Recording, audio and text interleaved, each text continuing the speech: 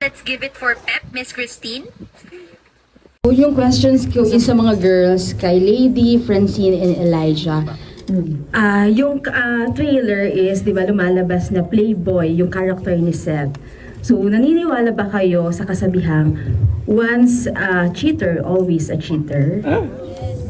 Grabe naman yung tanong na yun. Naniniwala ba kayo sa kasabihang once a cheater, always a cheater?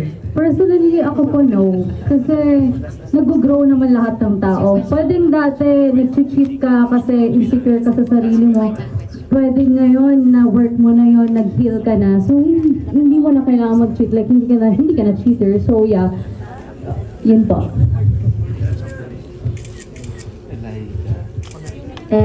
Elijah and then Francine.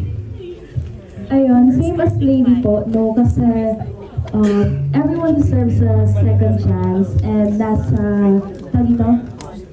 nagbabago naman po yung mga tao, nagbabago for the better. Ngayon, kung magbago po siya for the worse, then sa kanila po yan.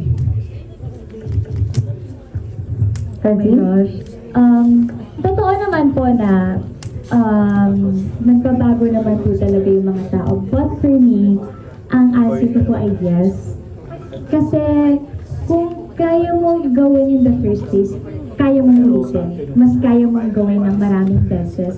And kahit naman na parang sabihin na bigyan ng second chance, mas nasisira, mas nagiging shaking trust. Kasi nagawa mo na eh. So it means, mas kakayanin mo pa the next time. Ayun lang po yung take ko na once a cheater, always a cheater. So, ikaw yung hindi na nagbibigay ng second chance kahit na mahal mo yung isang tao? Depende po sa sitwasyon. Pero if it's about cheating, no. Okay. Last